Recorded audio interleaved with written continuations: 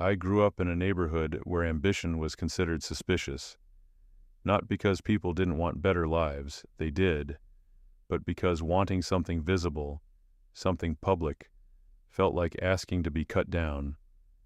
My father worked maintenance at a plastics factory for 32 years. Same shift, same building, same locker with his name on a piece of masking tape that had been there since before I was born. My mother cleaned offices at night, 4 buildings on a rotation, always carrying the same blue canvas bag with her supplies. They were proud people who believed that dignity came from showing up, doing the work, and not making a spectacle of yourself. When I told them in 8th grade that I wanted to study film and maybe work in television someday, my father nodded slowly, the way he did when he was thinking something through, and said, "Just make sure you can pay rent." That was the entire conversation.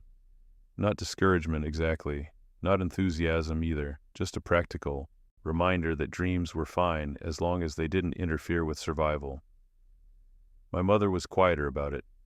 She'd ask sometimes what I was watching, what I was learning, but always in that careful way parents have when they're trying to be supportive of something they don't entirely understand. She'd never been to a movie theater until I took her when I was 16. We saw a documentary about the national parks, and she cried during the segment about Yosemite, not because it was sad, but because she'd never imagined places like that existed in real life. I wasn't a natural extrovert. I didn't crave attention the way some people do, didn't need to be the center of anything, but I loved stories, the way a good documentary could make you see the world differently, the way a well-edited news segment could turn scattered facts into something that mattered, something that stayed with you. I spent hours watching everything from Ken Burns documentaries to local news broadcasts to those old PBS programs that aired late at night when the regular programming ended. I studied how they built narratives, how they chose what to show and what to leave out, how a single cut could change the entire meaning of a sequence.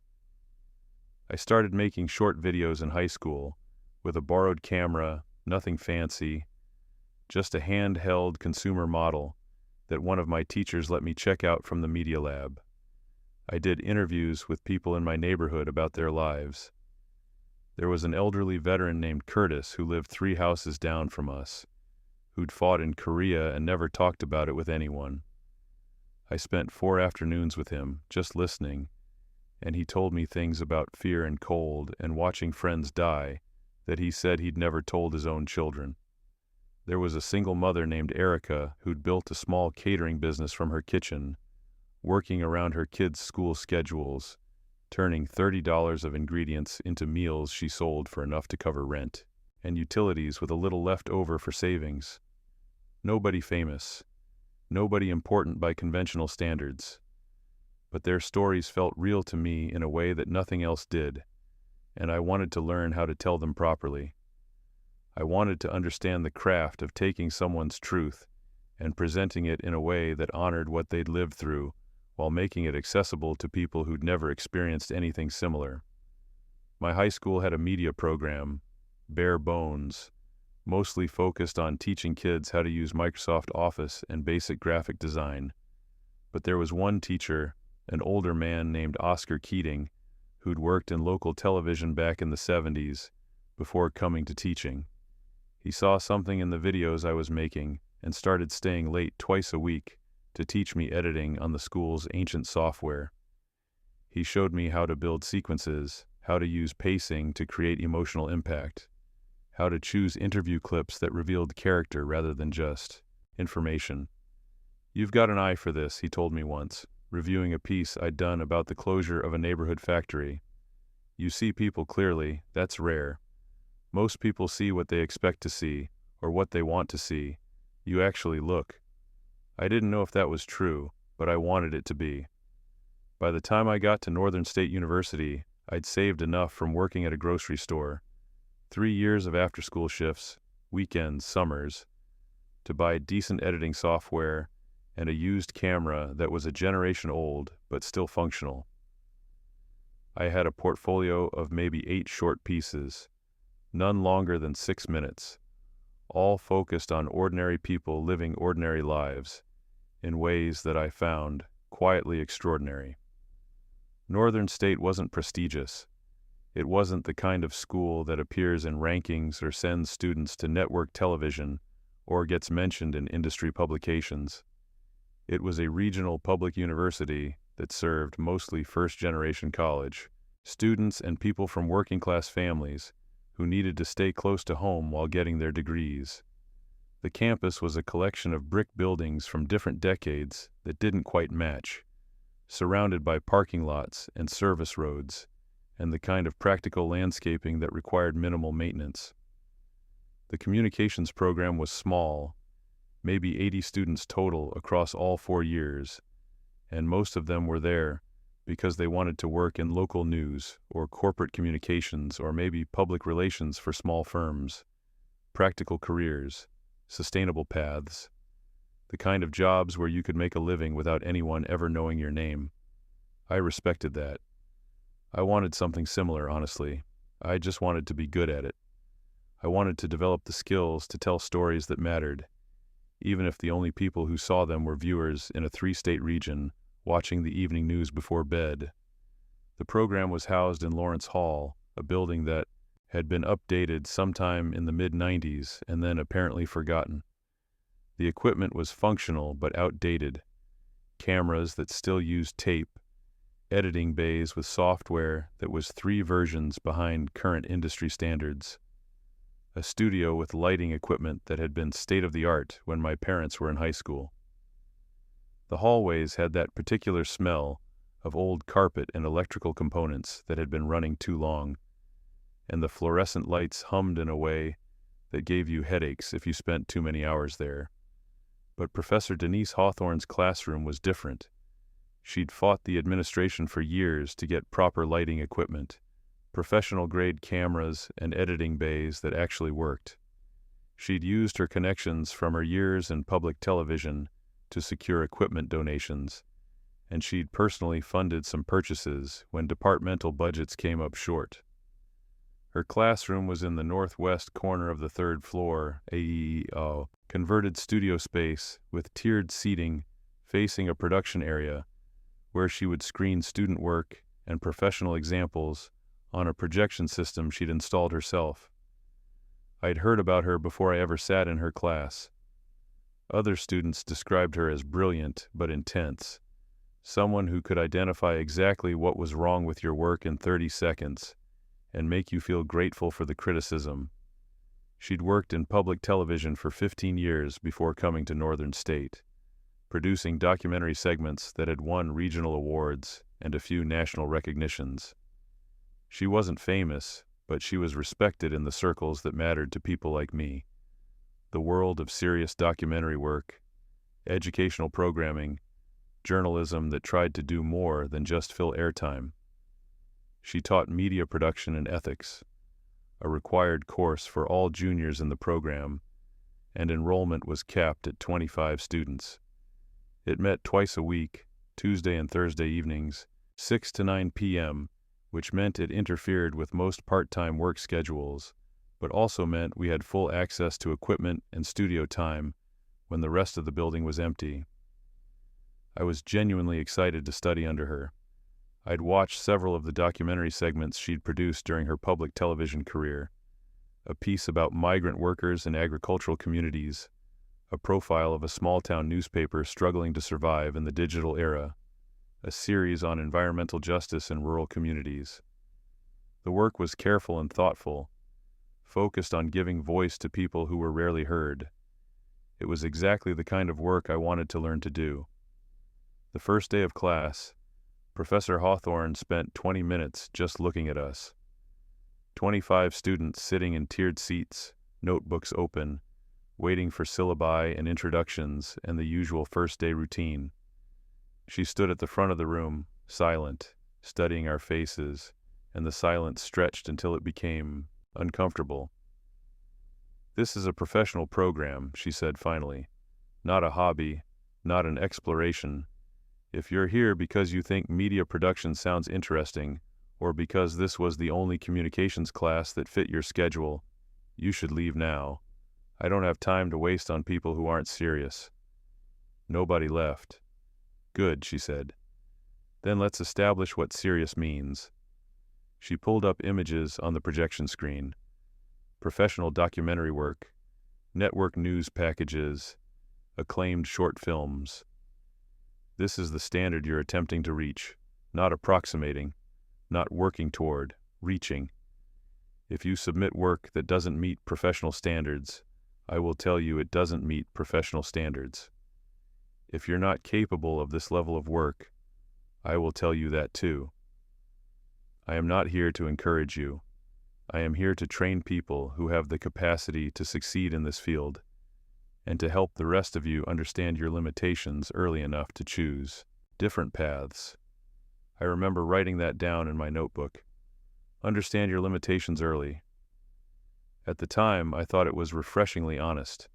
No false hope, no empty encouragement, just clarity about what the industry required. There were 23 of us in that class, after 2 students dropped following the first week. I knew most of them from other courses in the program. Garrett Bancroft, who wanted to be a sports broadcaster and had the voice and presence for it. Confident, natural on camera, comfortable with public performance in ways I never would be. Natalie Ridgway, who was obsessed with investigative journalism and spent her weekends filing Freedom of Information Act requests with local government agencies just to learn how the process worked. Marshall Winslow, who mostly cared about making enough money to pay off his loans and support his younger siblings. He was the oldest of 4 kids, and his parents worked retail jobs that didn't quite cover expenses. Then there was Brooke Lockwood. Brooke sat in the second row, always in the same seat, always with perfect posture and the kind of casual confidence that comes from never having questioned whether you belong somewhere. She dressed like someone who'd interned at her mother's PR firm since high school. Structured blazers in neutral colors, minimal jewelry, everything coordinated in ways that looked effortless but obviously required thought. Her father was a state senator, currently in his 3rd term, regularly mentioned as a potential candidate for higher office. Her mother ran a consulting firm in the Capitol that advised nonprofits and small businesses on communication strategy. Brooke had gone to private schools her entire life, the kind with small class sizes and college counselors who knew admissions directors personally, before choosing Northern State specifically to study under Professor Hawthorne. She mentioned this in her introduction the first day of class, explaining that she'd researched communications programs throughout the region and decided that Professor Hawthorne's reputation and connections made Northern State the best choice for someone serious about documentary work and educational media. Professor Hawthorne had smiled at that, one of the few times I saw her smile during that first month, and said, "I appreciate students who do their research and make strategic choices." The coursework was demanding in ways I hadn't anticipated. We didn't just learn equipment and technique. We studied the ethics of representation, the power dynamics inherent in documentary work, the responsibility that comes with choosing whose stories get told and how they get framed. Professor Hawthorne assigned readings from media theorists and cultural critics, and she expected us to engage with complex ideas about objectivity, bias, narrative authority. Every choice you make is a statement of values, she told us during the 3rd week. What you show, what you don't show, who you interview, how you edit their words, what music you use, what images you pair with what information, all of it communicates perspective, and you need to understand what perspective you're communicating, whether you intend it or not. I found this fascinating. I'd been making videos for years without fully understanding the layers of meaning embedded in every technical decision. Learning to see that complexity felt like learning to read at a deeper level. We had weekly assignments, short exercises focused on specific skills. Week 4 was about interview technique. Conduct a 5-minute interview that reveals character rather than just information. Week 6 was about editing. Take 10 minutes of raw footage and create 3 different 1-minute pieces that tell 3 completely different stories. Week 8 was about sound design. Create an audio landscape that establishes mood and context without any dialogue. I was good at this work, not the best in the class. Brooke had a natural gift for visual composition, and Garrett understood pacing in ways that made his pieces feel effortless. But I was consistently strong. My interviews revealed depth. My editing was thoughtful. Professor Hawthorne's feedback on my work was usually brief and professional.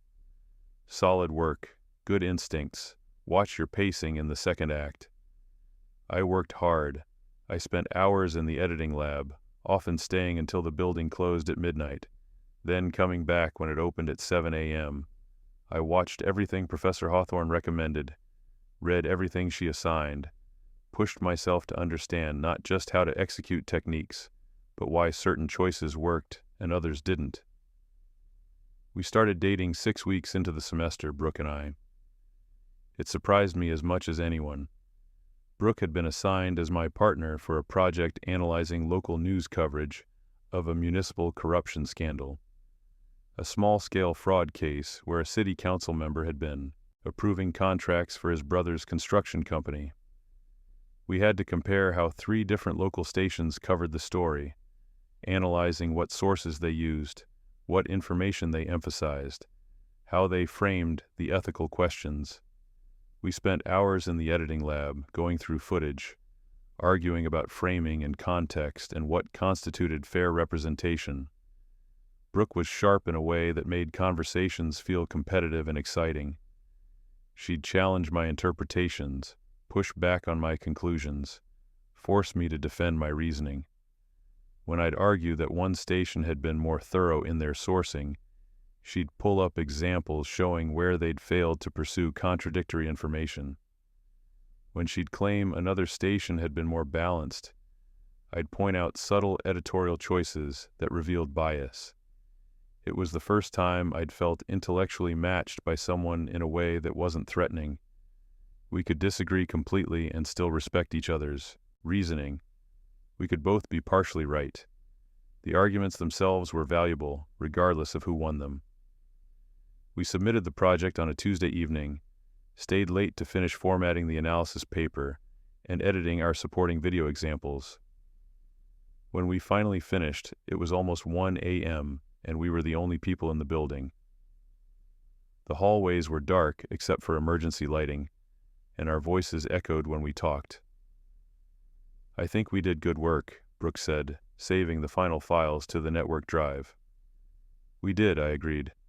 "Your section on visual framing was stronger than mine." "Your interview analysis was better," she said. "You see things in what people say that I miss." We walked out to the parking lot together.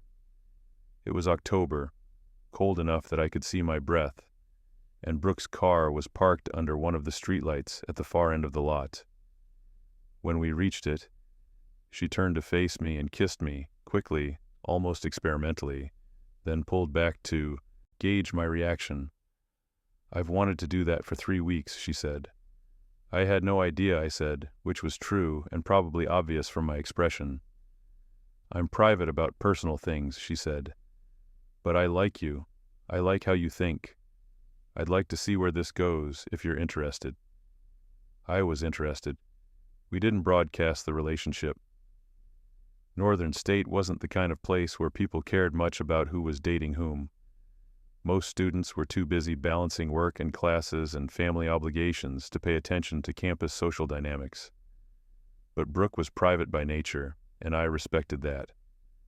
We'd meet at her apartment off campus, a nice place in a newer development that her parents paid for as part of their agreement to support her choosing a public university over the private schools that had accepted her.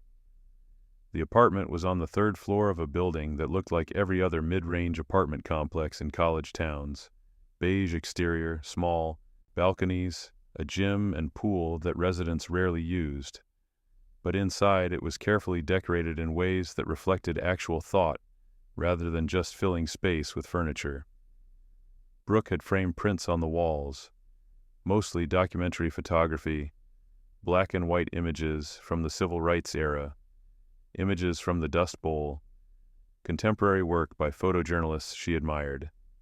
She had bookshelves organized by subject, media theory, documentary studies, biographies of filmmakers and journalists. She had a small kitchen with actual counter space and proper knives, and a coffee maker that probably cost more than everything in my dorm room combined. We'd watch films together, usually documentaries or serious dramas, and analyze them afterward. We'd argue about Frederick Wiseman versus Errol Morris, whether embedded journalism was ethically sustainable, whether documentary objectivity was even possible, or just a comforting fiction that obscured the filmmaker's inevitable perspective. We'd cook together. She'd teach me techniques she'd learned from her mother, proper knife skills, how to build flavors in layers, how to time multiple dishes so everything finished simultaneously. She challenged me in ways that made me better. When I'd make claims about films or techniques, she'd demand that I support them with specific examples. When I'd rely on intuition about what worked, she'd push me to articulate the underlying principles. She had higher standards than I did, for herself and for me, and being around her raised my sense of what was possible. "You're better than you think you are," she told me once, late at night in her apartment, both of us exhausted from working on separate projects. "You doubt yourself too much. You have instincts that most people in that program don't have, but you apologize for them instead of trusting them." "I don't apologize," I said. "You do," she said. "With your body language, with your phrasing. When you present work, you always frame it as preliminary or incomplete, even when it's strong. You give people permission to dismiss it before they've even seen it." She was right, though I didn't fully understand it at the time. Professor Hawthorne's class intensified as the semester progressed.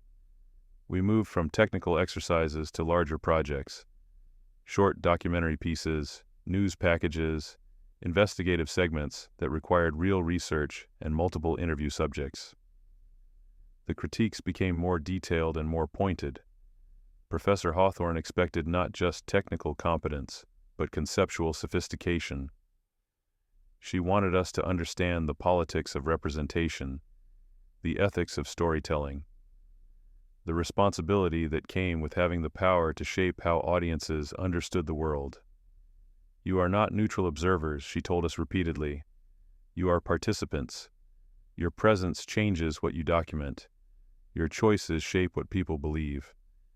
If you can't handle that responsibility ethically, you shouldn't be in this field."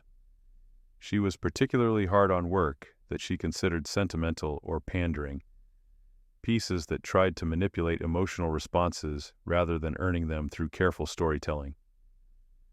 When one student submitted a profile of a homeless veteran that used slow-motion footage and sad piano music, Professor Hawthorne stopped the screening halfway through. "This is exploitation," she said flatly. "You're using this person's suffering to create cheap emotional impact without doing the actual work of understanding and communicating the systemic failures that created his situation. This is exactly the kind of work that gives documentary a bad name." The student tried to defend it, explaining that he wanted viewers to feel empathy. "Empathy without understanding is useless," Professor Hawthorne said. "Worse than useless.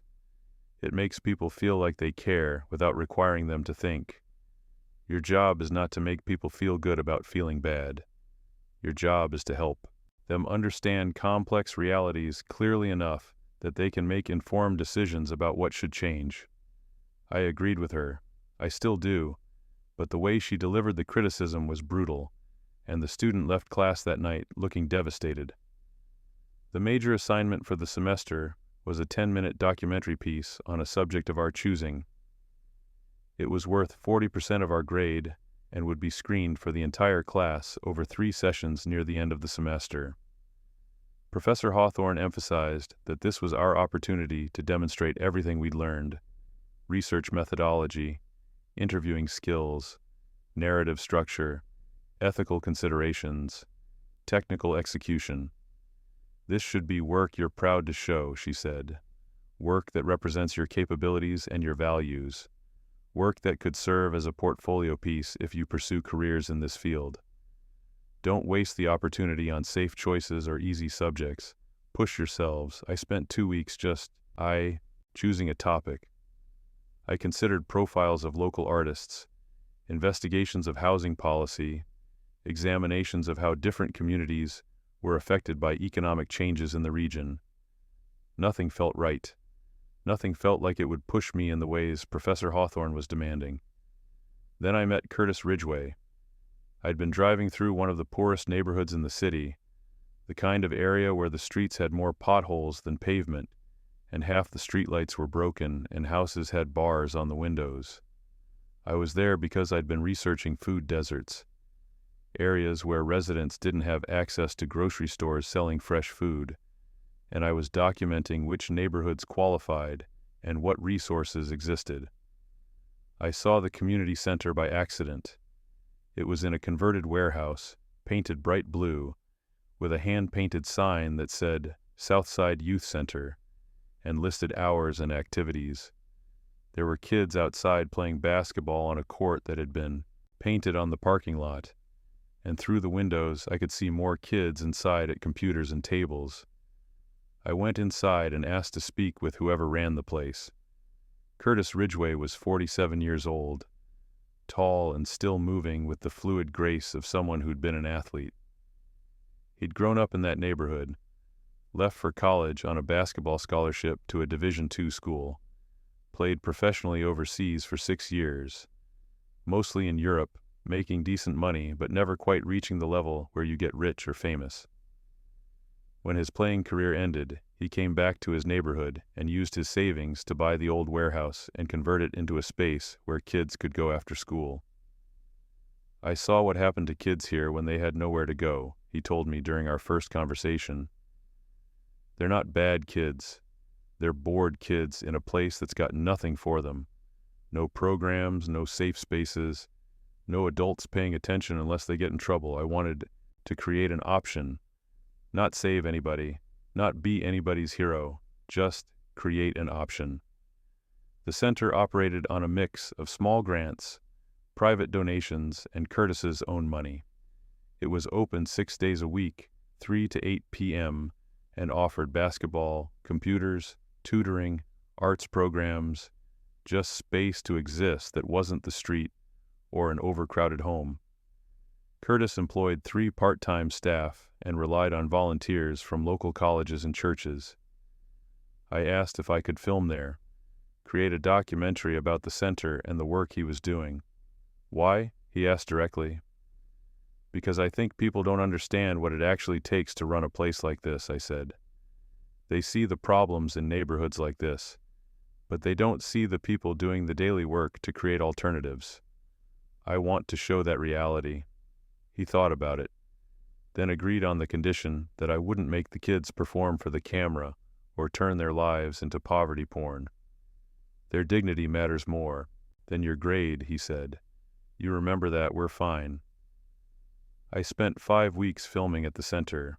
I interviewed Curtis extensively about his basketball career, about coming back to the neighborhood, about the funding challenges, about the bureaucratic obstacles of operating a nonprofit, about the small victories that didn't make headlines but mattered enormously.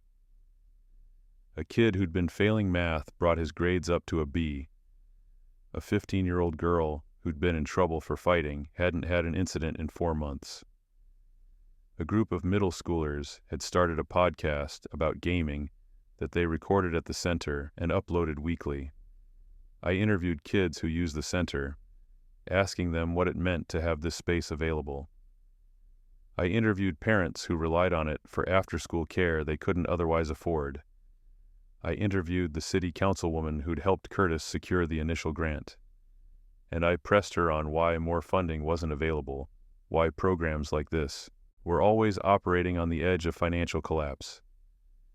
I shot footage of the daily operations, the basketball courts with their faded paint and crooked hoops, the computer lab with its mismatched equipment and slow internet, The tutoring sessions happening at folding tables, the arts room where kids were working on a mural about their neighborhood. I focused on the gap between what the center needed and what the system provided.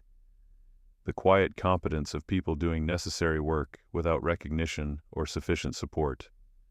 I worked harder on this project than I'd worked on anything in my academic career.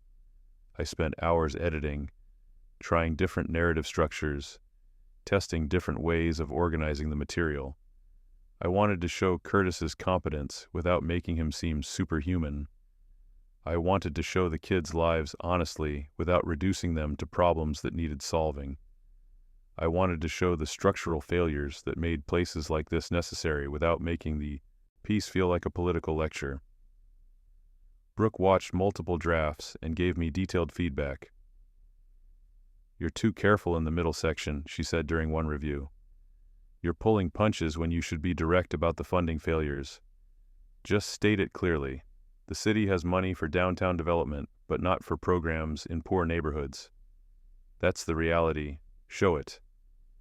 I revised based on her notes. I tightened the pacing. I strengthened the structural analysis. By the time I submitted the final version, I believed it was the best work I'd ever done. The screening was scheduled for a Tuesday evening, 7th week of the semester, mid-November. The classroom was full, our class of 23 plus a handful of invited faculty and graduate students who attended these screenings for educational purposes.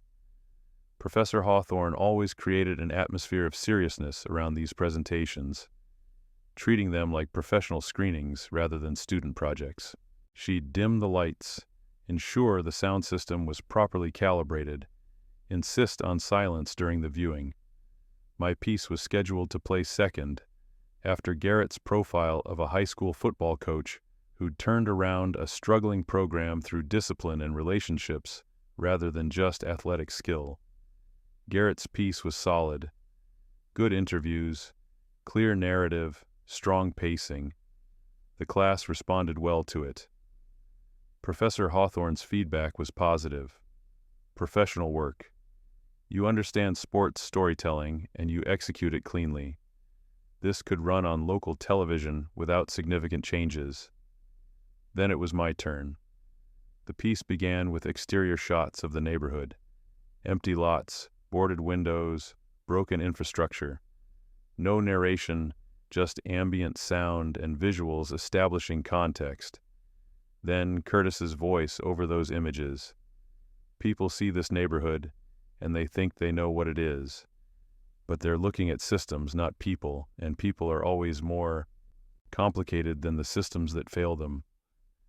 The piece moved through Curtis's story, the basketball career, the decision to return, the challenges of creating the center. It showed the daily operations, the kids who used the space, the parents who relied on it. It included the councilwoman's interview, where she acknowledged that funding for programs like this was inadequate, but that budget politics made changes difficult. The final section focused on a specific kid, a 13-year-old named Malcolm who'd been coming to the center for 2 years. His grades had improved. He joined the robotics club that met at the center. He talked about wanting to study engineering, about how having a space where adults believed he could do that made the goal feel possible rather than absurd. The piece ended with Curtis in the empty center at night, turning off lights, locking doors. His final words, "I'm not changing the world. I'm just creating one space where kids have options, that's all. Any of us can do, create options where they didn't exist before." When it finished, the room was quiet for several seconds. I sat there feeling the particular anxiety that comes from having put everything you have into something and waiting to learn whether it was enough. Professor Hawthorne stood at the front of the room, remote in hand, the final frame frozen on the screen. She was silent, and the silence stretched until it became uncomfortable. "Technically competent," she said finally. Her voice was neutral, professional. "The interviews are well conducted. The B-roll serves the narrative effectively. The pacing is appropriate for the subject matter. The audio is clean. The color grading is consistent. I felt myself start to relax slightly. Then she turned to look directly at me, and something in her expression had shifted. Not angry, not emotional, just distant and clinical. "But I want to address something more fundamental," she continued, her voice taking on a lecturing quality. "This piece, like several others I've seen from you this semester, has a persistent problem of perspective. You're attempting to tell stories about community resilience and institutional failure, and you're doing so from a position of," she paused, seeming to choose her words carefully, "limited cultural authority." The room had gone very quiet. I could hear the ventilation system, the hum of the projection equipment, my own breathing. "People from backgrounds like yours," she said, and her tone was not cruel, but matter-of-fact, as if she were explaining a simple technical principle, "often struggle in public, creative professions because you lack the social framework to understand how these stories function in larger conversations. You're performing access rather than demonstrating genuine insight. You went into this community, you documented what you saw, you interviewed the subjects competently, but the work reads as anthropological rather than authoritative. It reads as someone observing from outside rather than someone with the cultural fluency to interpret what they're seeing." I sat there unable to process what I was hearing. Around me, I could feel the entire room holding its breath, 23 students and 4 faculty members frozen in their seats. This kind of work, documentary journalism, social commentary, media that attempts to shape public understanding of complex issues, requires a level of cultural fluency that isn't simply learned from watching films or studying technique. Professor Hawthorne continued. "It's inherited, it's embedded. It comes from growing up in environments where you learn how to navigate institutional spaces, how to speak with authority, how to present yourself in ways that make audiences trust your framing. And when that's absent, no amount of technical skill can compensate. The work will always feel like it's from outside looking in." She gestured at the frozen frame on the screen. "This is competent documentation. But documentation isn't the same as journalism. Documentation is what you do when you visit somewhere. Journalism is what you do when you understand somewhere. And that understanding, that authority, isn't something I can teach you, because it's not about skill. It's about who you are, where you come from, and how you're perceived by the audiences that matter." The silence was absolute now. Nobody moved. Nobody coughed.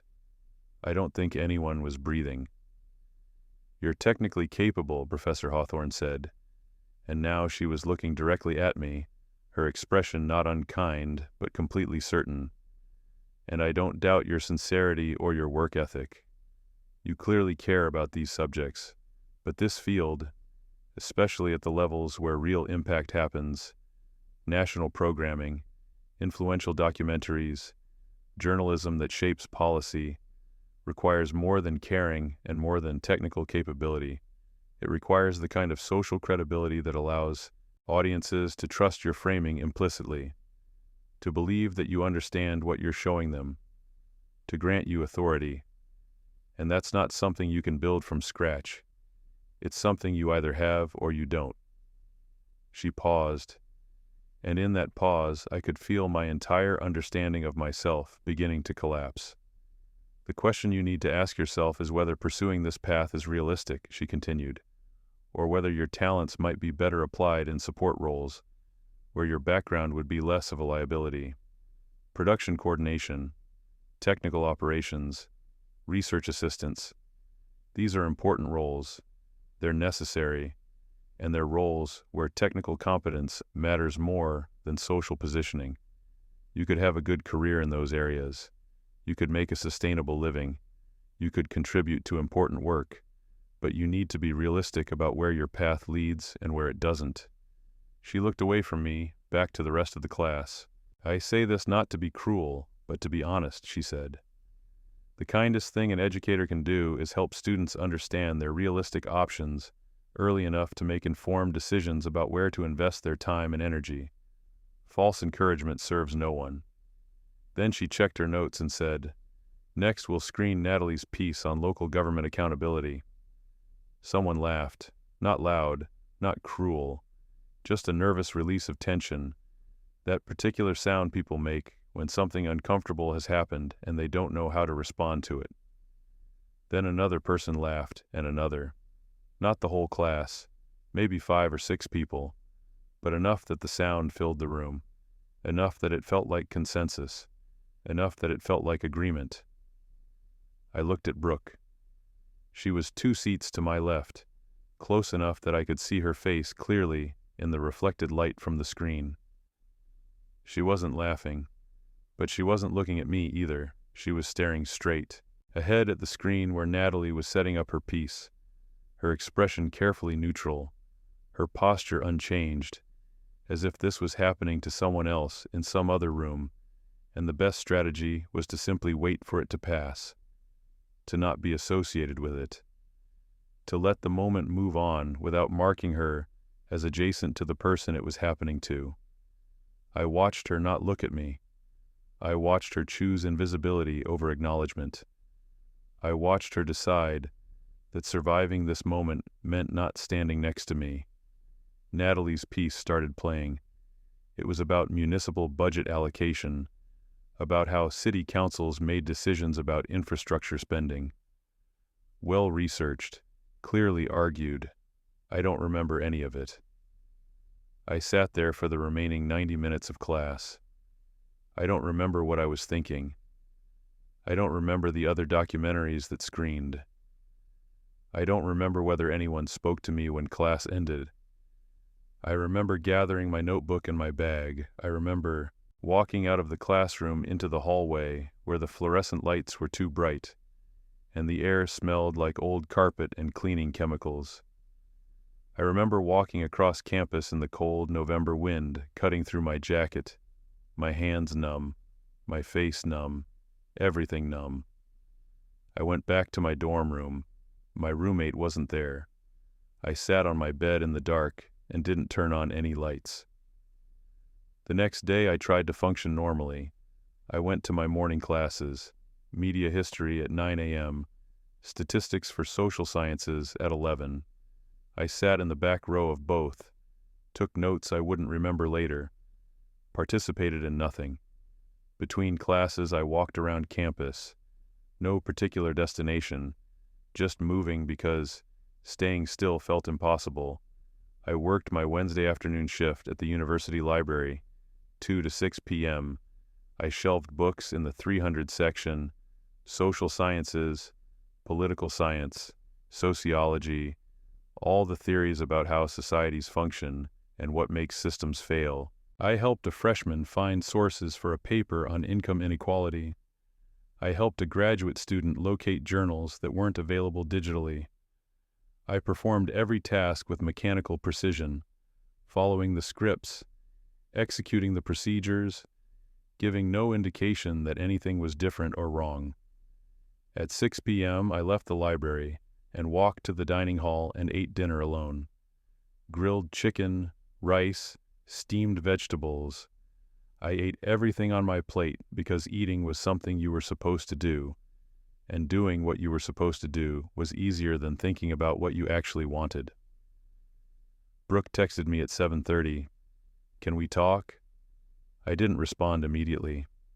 I went back to my dorm room, showered, changed into clean clothes, sat on my bed and looked at the message for 20 minutes. Then I typed, "When? Tonight? I can come to you or you can come here. Coffee shop on Palmer Street, 8:30. Okay." I walked to the coffee shop, one of those places that tried too. Hard to look vintage, exposed brick, mismatched furniture, Edison bulbs hanging from the ceiling, chalkboard menus with elaborate handwriting. It was half full with students studying, a few couples talking quietly, the hiss of the espresso machine providing white noise. Brooke was already there when I arrived, sitting at a table in the back corner. She'd chosen the spot deliberately, I realized. away from other tables, not visible from the windows, a place where this conversation could happen privately. She'd ordered already, a latte for her, black coffee for me, both sitting on the table getting cold. I sat down across from her, didn't drink the coffee, just sat there waiting for her to start. Yesterday was fucked up, she said, not making eye contact. She was looking at her hands, fingers wrapped around her cup. I know that, and I should have said something, or done something, or walked out, or I don't know. But you have to understand how it looked from where I was sitting. How did it look? I asked quietly. She finally met my eyes. Like if I defended you, or made a scene, or even just looked sympathetic, it would have made everything worse, for you and for me. Hawthorne is one of the most important connections in this program. She writes recommendations. She has contacts at every station and production company in the region. She decides who gets internships, who gets introduced to visiting professionals, who gets taken seriously when they graduate. Alienating her would be, she stopped, searched for the right word, catastrophic, for a career in this field. I'm not asking you to alienate her, I said. I'm not asking you to make a scene. I'm asking why you couldn't even look at me. Because I didn't know what to do, she said, and her voice had an edge of frustration now. Because looking at you would have meant choosing a side in front of everyone, and I couldn't afford to choose wrong. Because sometimes the only way to survive something is to not be part of it, to not let it attach to you. So you chose to let me disappear, I said. I chose to not make it worse, she said, for either of us, and I'm sorry, I am. But I also can't pretend that what she said was completely wrong. The words landed like something physical. What she said about cultural authority, about who audiences trust, about which backgrounds prepare you for certain work. None of that is fair, Brooke continued. But it's also not false. This industry is brutal. It's about connections and credibility and who people take seriously when you walk into a room. It's about whether your name sounds right, whether your resume has the right schools, whether you look and sound like someone who belongs in positions of influence. That's not fair, that's not right, but it's real. So you think I don't belong in this field, I said, not a question. I think you're talented, she said, and her voice had that careful quality of someone choosing words to minimize damage. I think you have skills that are valuable. I think you could be successful in a lot of different ways. I just think you need to be realistic about what doors are actually open and which ones are going to require more from you than they're worth. Which paths are going to be brutal uphill fights where you're proving yourself constantly and never quite being taken as seriously as people who had easier starts. She reached across the table like she might take my hand, then pulled back. I care about you, she said. I don't want to see you waste years fighting battles that are already lost before you start. Hawthorne might have been harsh in how she said it, but maybe she was trying to help you avoid that. Maybe she was being more honest than most educators are willing to be. I looked at her for a long time, at her careful expression, her defensive posture, the way she was already pulling back even as she sat across from me. You think I should give up? I said. I think you should be strategic, she said. I think you should acknowledge what the landscape is and make decisions based on reality instead of how you wish things were. There are paths where your skills would be valued without having to overcome all the other stuff. Production work, technical roles, coordination. You could do really well in those areas. You could make a good living. You could contribute to important projects. It's not giving up. It's being smart. We sat in silence for a while. The coffee shop sounds continued around us. Conversations, the espresso machine, the door opening and closing as people came and went. We should probably end this, I said finally. What? She said, though I could see in her face that she'd been expecting it. This relationship, we should end it. Because of one conversation? Because I was honest about the industry? Because you looked away, I said. Because when it mattered, you chose safety over standing next to me, because you're making very clear that being with me is a liability you've calculated the costs of, and I'm not interested in being something someone has to strategically manage. That's not fair, she said. It's completely fair, I said. You made a choice. You're still making it. And I'm making one too. She stared at me, and for a moment I thought she might argue, might try to defend herself more thoroughly, but she didn't. She just nodded slowly. I'm sorry, she said, for what it's worth. I know you are, I said, but that doesn't change anything. I stood up, left the coffee I hadn't touched, walked out of the coffee shop into the November cold. That was the last time I spoke to Brooke Lockwood. I stopped going to Professor Hawthorne's class. I didn't drop it officially. I couldn't afford an F on my transcript, and dropping classes after the deadline would have created complications with financial aid. But I stopped attending. I stopped participating. I submitted the remaining assignments online, bare minimum effort, technical requirements met with no creativity or ambition or personal investment. She wanted documentation rather than journalism? Fine. I gave her documentation. I filmed things, edited them competently, submitted them with no narrative ambition whatsoever. My grade dropped from an A to a B-. I didn't care. I stopped working on personal projects entirely. I deleted the documentary about Curtis and the community center, just dragged the project folder to trash and emptied it.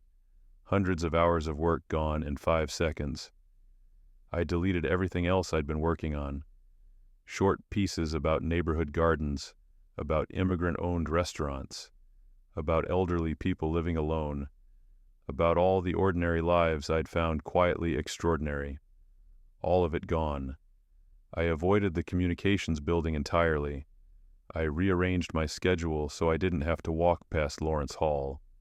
When I needed resources from the media library, I went. Late at night, when the building would be mostly empty, I saw Garrett occasionally in passing, saw Natalie once in the dining hall, saw other people from that class scattered around campus.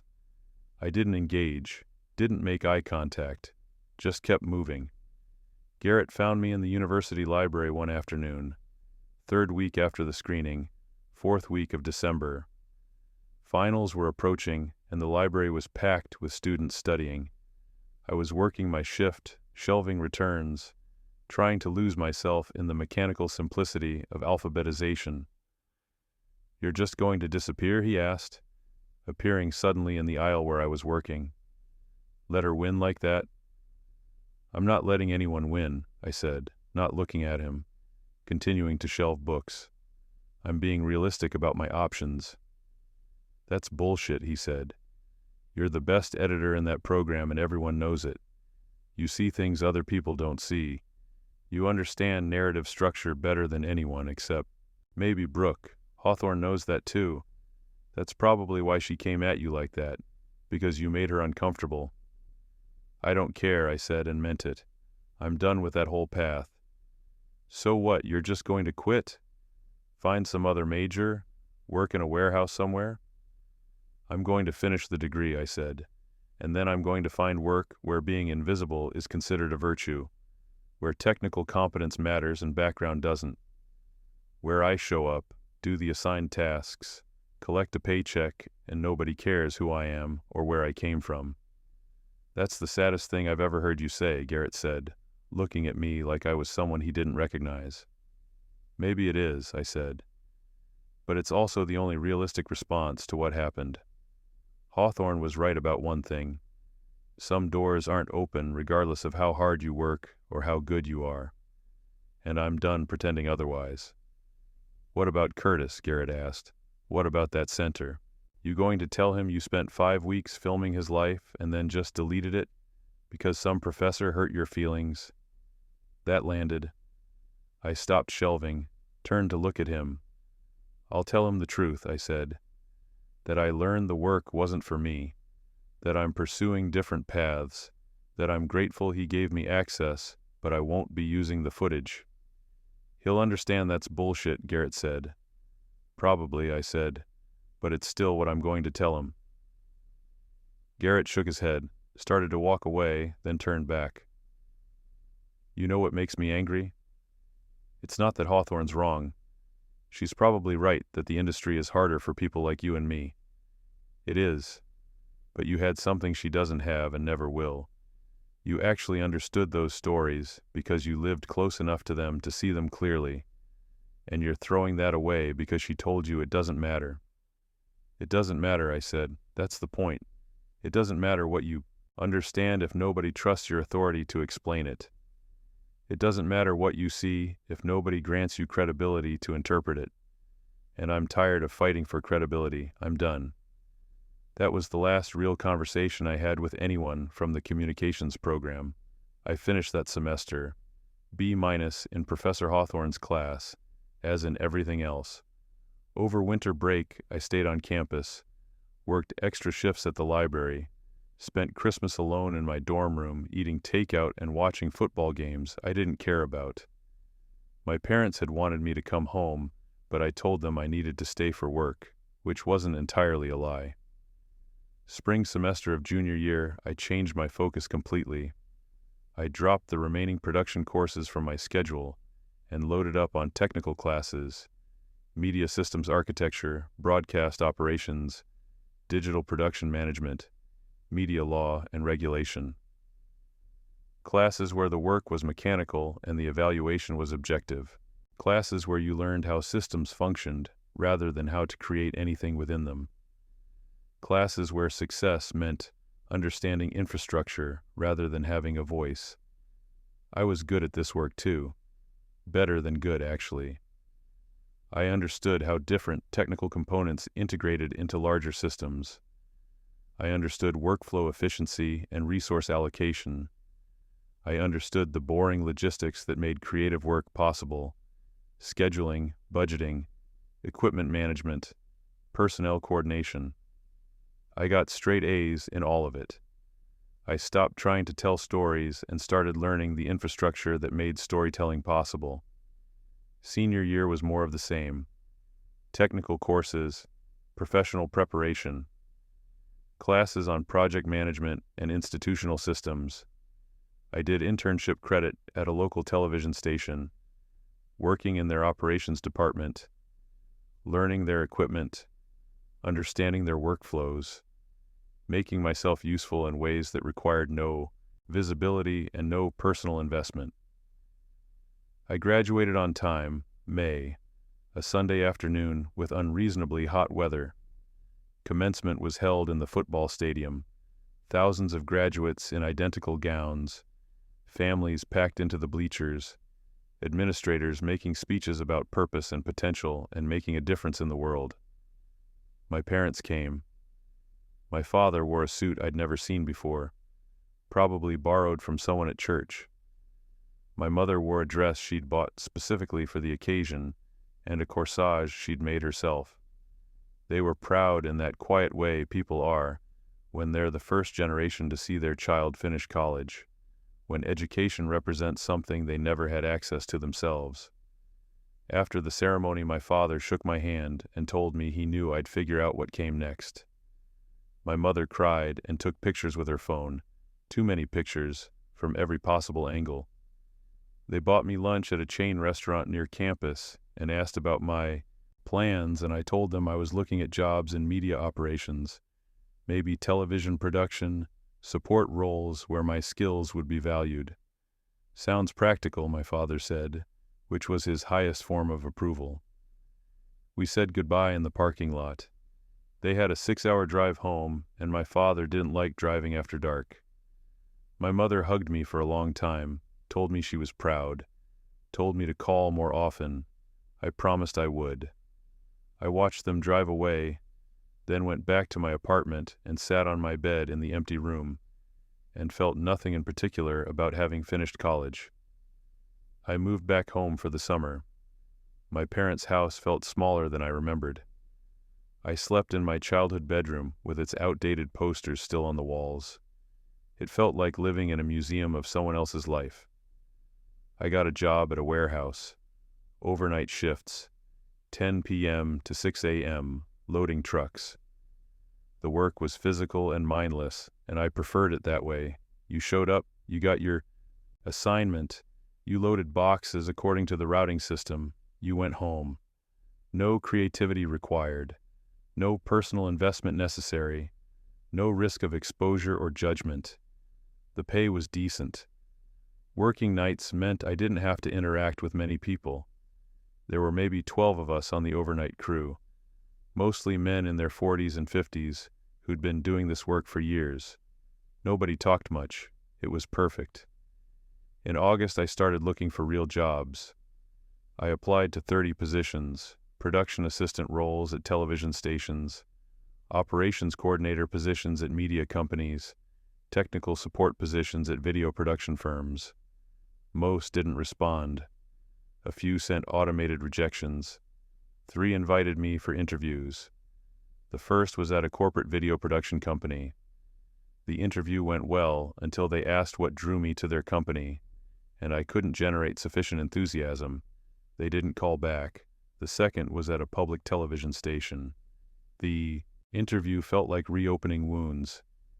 They asked about my background, my interests, what kind of stories I wanted to help tell. I gave careful answers that revealed nothing true. They offered me the position. I turned it down. The third was at Metro News Network, a regional cable news station. They were looking for a production assistant. The job description emphasized reliability, attention to detail, technical competence, willingness to work irregular hours. No creative vision required. The interview was conducted by Victor Fairfax, executive producer of their evening news program. He was in his mid-50s, gray hair, professional but not formal. He spent 10 minutes reviewing my resume, asking basic questions. Then he said, "Why do you want this job?" "I want to learn how professional news operations function," I said. "I want to work in a role where technical competence and reliability matter more than anything else. I want to support good journalism without being responsible for creating it." He looked at me for a moment. "Most people your age want to be on camera or producing segments. You're saying you specifically want support work?" "Yes," I said. "Why?" I could have lied, but something about Victor's expression suggested he'd seen through enough bullshit that trying it would waste both our time. "Because I tried creative work and learned I'm not suited for it," I said. "And I'd rather do support work well than keep attempting something I'm not equipped for." He nodded slowly. "Fair enough. When can you start?" They hired me 3 days later. The job was exactly what it sounded like, grunt work in service of other people's vision. I started in September. The station was in a squat concrete building near the interstate, surrounded by parking lots and chain restaurants. My job was to support smooth operation of the evening news program by handling every task that wasn't important enough for senior staff to worry about. I arrived at 6 a.m., 4 hours before the producers, and spent those hours preparing. Equipment checks, organizing the studio, updating production schedules, filing footage, coordinating with field crews. Then producers would arrive, and my role would shift to real-time support. Errands, pulling footage from archives, coordinating with graphics, updating rundowns, handling phone calls, ensuring guests arrived on time. I was invisible. That was the point. My job was to make other people's jobs easier without them having to think about me. I was good at it. Within 2 weeks, producers started specifically requesting me because I was reliable. I didn't forget tasks. I didn't make careless mistakes. I showed up early and left late and never complained. Within a month, I knew the operation as well as people who'd been there for years. I understood which camera operators worked best under pressure, which graphics designers could turn around requests quickly, which vendors delivered on time, and I paid attention to how the operation functioned as a system. I watched how producers decided which stories to cover and which to ignore. I noticed how assignment editors allocated resources, I saw how narrative framing could turn identical facts into completely different stories. I learned that real power in media isn't in front of the camera or in writing scripts.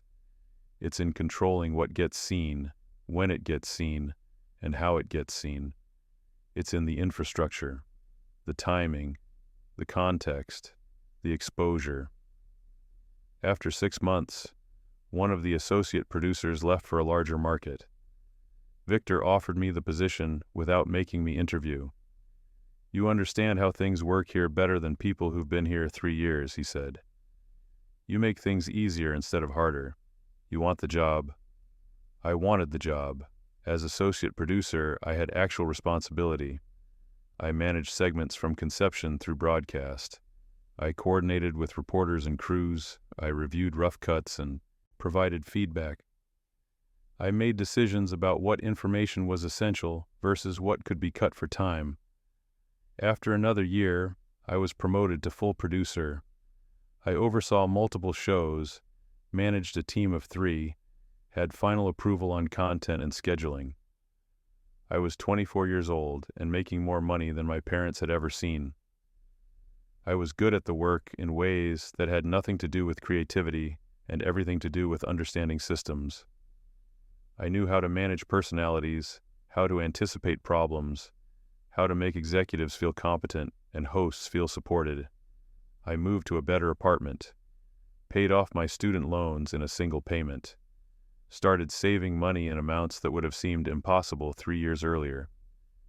I dated occasionally, nothing serious, just companionship that fit into my schedule without demanding anything I wasn't willing to give.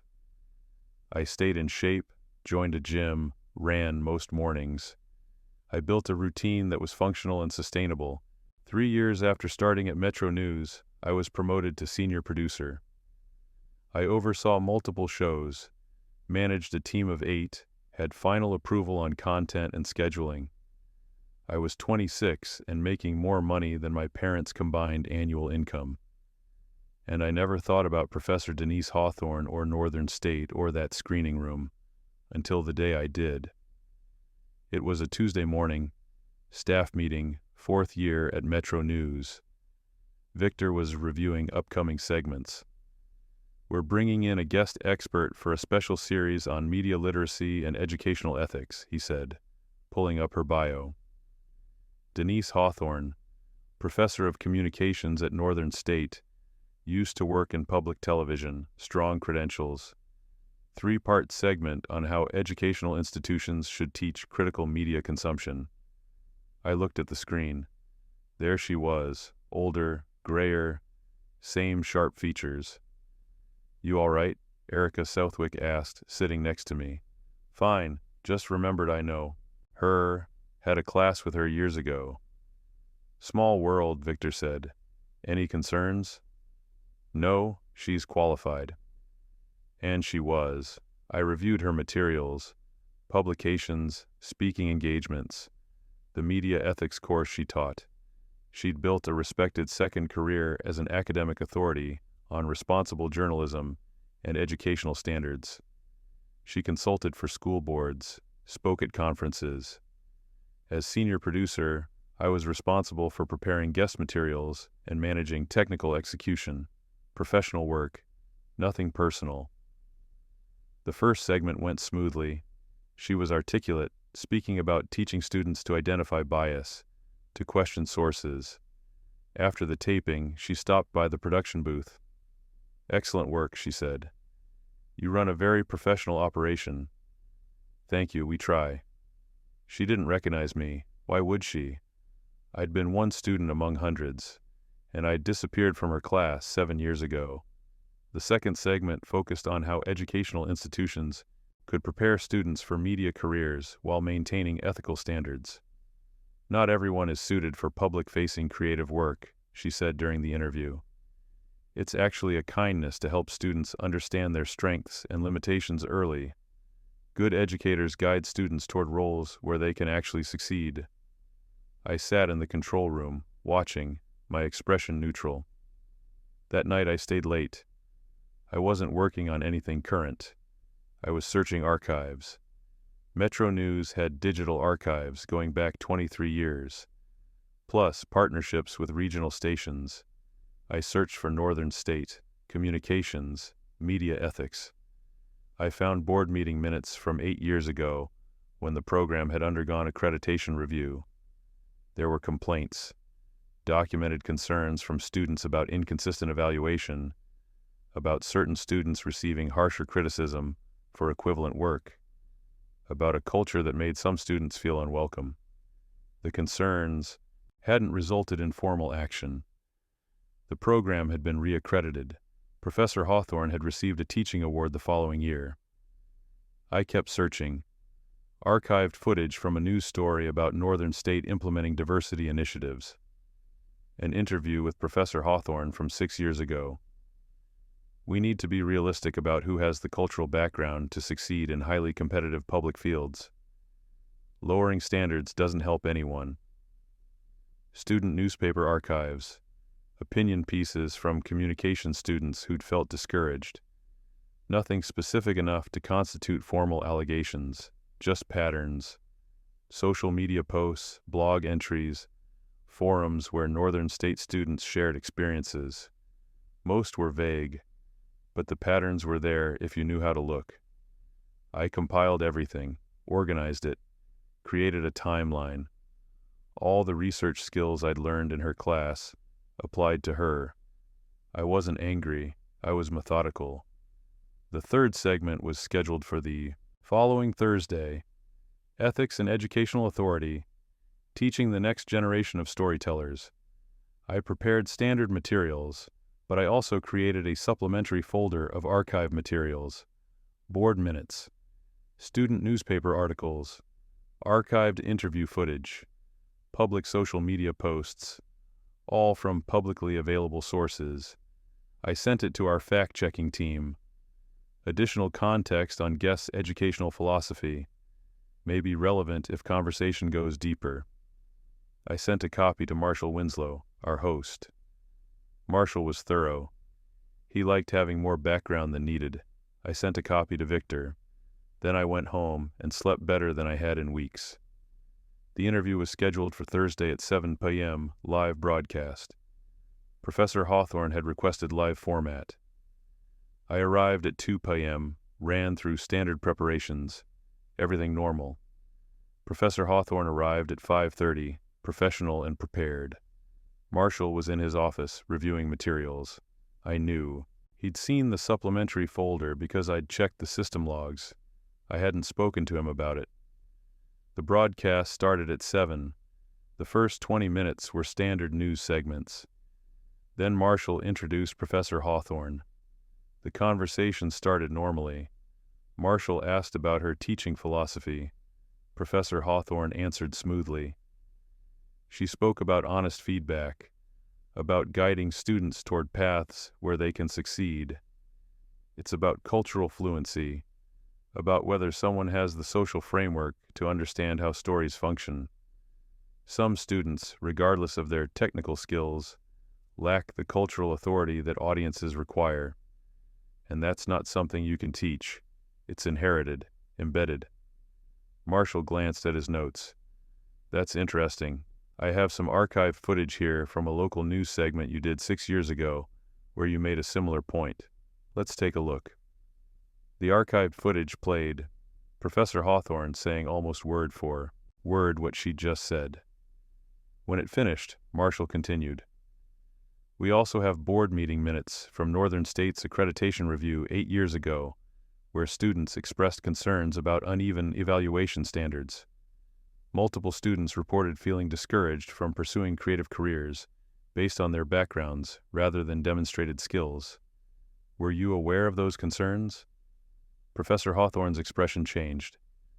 Accreditation reviews always generate feedback. The program was fully accredited. No formal complaints were substantiated. Right. No formal complaints, but we have student newspaper archives, online discussions, documented patterns over multiple years. He pulled up quotes describing similar experiences. Here's what's interesting to me as a journalist, Marshall continued. You've built a career as an expert on educational ethics. You consult for institutions on maintaining standards while increasing access, but your own teaching record shows a consistent pattern of discouraging students from working-class backgrounds from pursuing creative media careers. How do you reconcile your public advocacy with this documented pattern? The studio was silent. Professor Hawthorne recovered quickly. I think you're mischaracterizing honest pedagogical feedback as discriminatory. Good educators give students realistic assessments. I'm sure that's how you see it, Marshall said. But when we look at the pattern, the same language over many years, the focus on cultural authority and inherited qualities, it starts to look less like individual assessments and more like systemic discouragement. He pulled up footage from the first interview 2 weeks earlier, where she'd talked about how not everyone is suited for public-facing creative work. You said this 2 weeks ago, the same framework, and I'm wondering whether an educator who consistently discourages students based on their backgrounds is really qualified to advise other institutions on ethical educational practices. Professor Hawthorne's face had gone very still. I think this has become a hostile interview, based on misinterpreted materials taken out of context. All of this material is publicly available. I'm just asking you to address the pattern. She stood up. I don't think this conversation is productive. You're welcome to leave, but we'll continue the segment with the materials we have. She removed her microphone, walked off the set. Marshall turned back to the camera.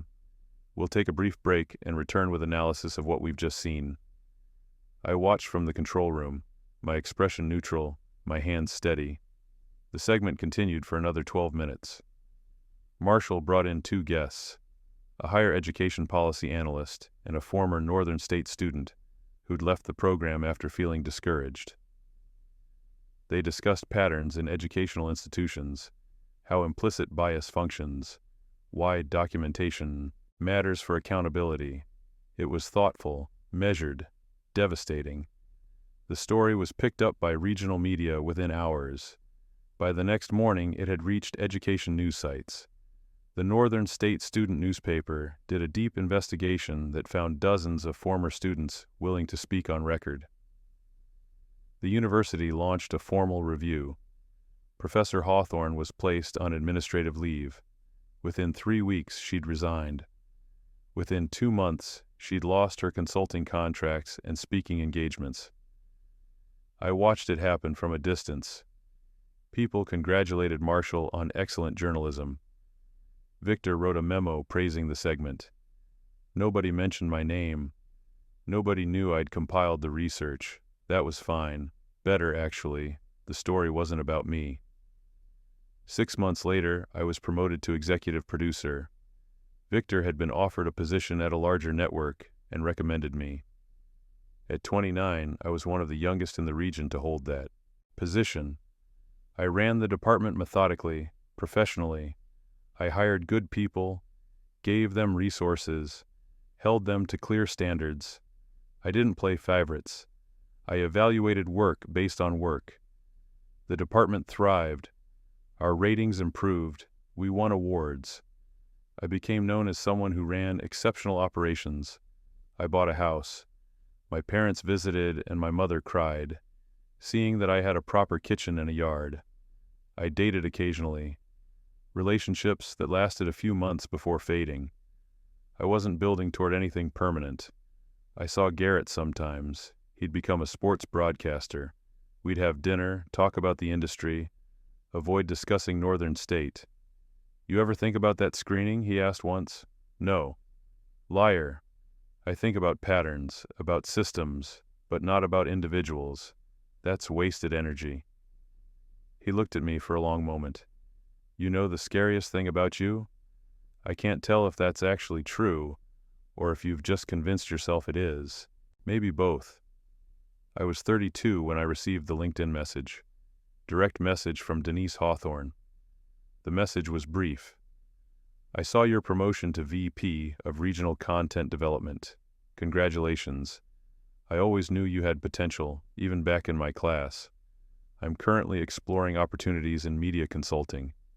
Would love to reconnect and discuss potential collaborations. I read it 3 times. She didn't remember me. She just knew I'd been in her program and had ended up in a position of influence. I thought about the screening room, about Brooke looking away, about people from backgrounds like yours. I closed the message without responding. 3 days later, another message asking if we could have coffee. I deleted it. A week later, a third message. I want to be direct. I know my departure from Northern State was complicated. I've spent the past 3 years reflecting on my pedagogical approaches. I'm committed to doing better. I remember you as a thoughtful student, and I genuinely value your perspective. I read this carefully. She still didn't remember. She'd looked at my LinkedIn profile, saw Northern State, knew I'd been in her program. She was guessing at connection. She had no idea I was the student whose work she'd dismantled. No idea I'd sat there while people laughed and my girlfriend looked away. I could have told her, could have made her remember, made her understand who she was asking for help. But that would have been a conversation, an acknowledgement that she deserved an explanation. She didn't. I blocked her on LinkedIn, blocked her email, set filters to automatically delete anything from her accounts. I never responded. That was 4 years ago. I'm 36 now. VP of Regional Content Development at Metro News Network, overseeing all news and documentary programming across 5 states. I manage 40 people. I greenlight projects, allocate million-dollar budgets, decide what stories get resources. I'm good at my job in ways that have nothing to do with who I was at 22. I still don't do creative work. Don't shoot footage, don't edit, don't write scripts. I evaluate other people's work and decide what gets seen. That's where the power is. I'm not married, haven't been in a serious relationship in years. I own my house outright, no debt. I have investments that would let me walk away tomorrow. My parents are retired. I bought them a house. I visit once a month. It's comfortable in a distant way. I'm financially secure, professionally successful, personally autonomous. I don't think about Northern State often. Those memories have no power over my daily life. But sometimes I'm in a production meeting and someone pitches a documentary about educational equity, and I greenlight it immediately. I allocate resources. I make sure it gets promoted. I ensure the research is thorough and the narrative is devastating. And sometimes late at night, alone in my house, I think about that screening room, about sitting there while people laughed, about Brooke looking away, about Professor Hawthorne explaining why people from backgrounds like mine don't belong in public creative professions. I think about the fact that I proved her right in a way. I don't do creative work anymore. I don't tell stories, but I control who does. I decide what gets seen, what gets heard, what gets exposure and support. I have more power over the media landscape than Professor Hawthorne ever had, and she'll never know it was me who compiled the research that destroyed her credibility. Never know I sat in that control room, watching her realize her authority was built on sand. Never know that her desperate LinkedIn messages went to someone who remembered every word she'd said. She doesn't deserve to know. That's the thing I've learned about real power. It doesn't require the other person's awareness. It doesn't need their acknowledgement. It functions perfectly. Well in the infrastructure, invisible and decisive, I won. By every objective measure I won. And the shame she tried to make me carry, she was right about one thing. It didn't disappear. It just learned how to speak to a larger audience. Stories like this happen more often than we think. Subscribe if you want to hear the ones that usually stay unspoken. And if this story made you pause, a like helps the channel grow.